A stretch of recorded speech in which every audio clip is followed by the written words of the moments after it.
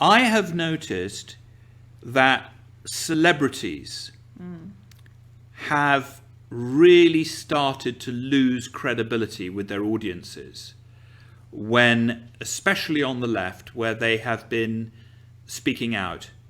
What have you noticed a shift in relation to that? Have you noticed that people are actually starting to get a bit sick of these characters? Definitely. Like film actors and singers and people who, frankly, they're very under-researched. What have you noticed in that regard in Hollywood? Because you're part of the whole Hollywood scene, really. Yeah, absolutely. We noticed it especially. We noticed it with coronavirus. A lot of the celebrities were completely tone deaf. You know, we're right there with you. It's so hard. I think Sam Smith, one of the singers, was like crying because he was like having such a hard time in quarantine, but he has like an infinity pool and lives in Bel Air, I think. I know. So, I think I saw Arnold Schwarzenegger feeding carrots to his donkey or something and sitting in a jacuzzi with a big fat cigar saying, we're all with you, we're all in it together type of thing. I mean, it's we're all in it together. Exactly. So it's like the left's narrative that Hollywood celebrities all fall under. It's easy to poke holes in it. So we saw it with LeBron James, for example. You know, he gets really upset when people don't let or get mad when there's kneelers for the anthem. Like he supports the kneelers and think that's great. But then, you know, he's also kind of for China and not coming out against China during the Hong Kong protests. So it's like you see his hypocrisy just laid out there. And people on social media now are coming in and poking holes in the LeBron James narrative, where they say, hey, LeBron James, you know, you get really mad at people who push back against the kneelers, but you're complicit in what China's doing. Same with the celebrities during coronavirus, and even the celebrities now who are donating money to the bailout funds.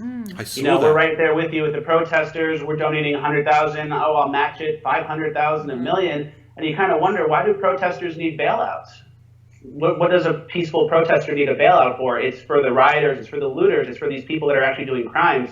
So they're almost like funding in like a coup in a way. It sounds crazy, but like that's kind of what it is, especially now that Antifa is characterized as a terrorist organization. It's kind of like, you know, you might not want to be the one on the other end of that wire sending the money. So I think the Hollywood hypocrisy, people are done with it. They realize how tone deaf these people are, how unrelatable they are to actual Americans, and the coastal elites in San Fran, LA, New York. That's not real America, and people are quickly starting to figure that out. And when they do, it's not gonna be a gradual distaste for celebrities. It's not gonna be a gradual decline in trust. It's just gonna go, where they're going to say, actually, you know, I'm done with Hollywood, late night shows, all these things. The magic is gone because of coronavirus. There's no more studio audience that's overlapping and overacting and overclapping. The power, the magic, the dark magic of Hollywood is gone. So they're going to look for people to kind of step up and replace the crumbling left. The crumbling left's Hollywood, and that's going to be, I think, conservatives. It's going to be a new foundation, like a soft clay on the right. And whatever we do in the next few years will be the foundation for a new conservative Hollywood to come that will, I think, replace the crumbling establishment left.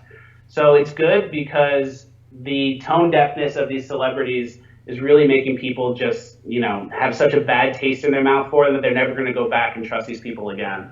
Well, we've noticed, because we used to watch a movie every couple of nights, and we never really watched television, but we used to watch movies, and we used to enjoy and follow all the new product that was coming out of Hollywood. And I think we've probably seen one film in the last year, because I keep looking through, I go, I just can't. These people's comments, like people like De Niro, who's been so disrespectful of the office of the president. And I just find I find him unwatchable now. Yeah. And it didn't used to be that way. You probably I love De Niro. I mean, it just switches. You know, and I wouldn't fault his acting abilities. I mean, some of the work he did in what was those funny films he did, the family one with the he's made you know, I mean, and then he was that you know, the Johnny Depp and all of that. I mean, but you see these people, and now I just see them on the thing. I just don't want to hear from them anymore. So it has been a real pleasure and an honor to have you on here. And if there's anything we can do at Camelot to help, I think one of the things that excites me the most is this stable of talent that you are fostering.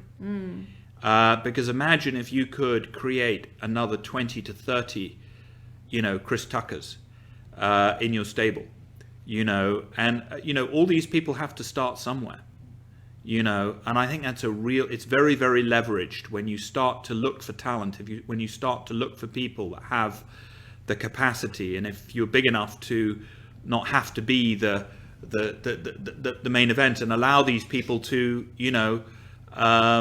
win with you. I think it's a beautiful, beautiful thing that you're doing, and really absolutely fantastic. And it's a legacy.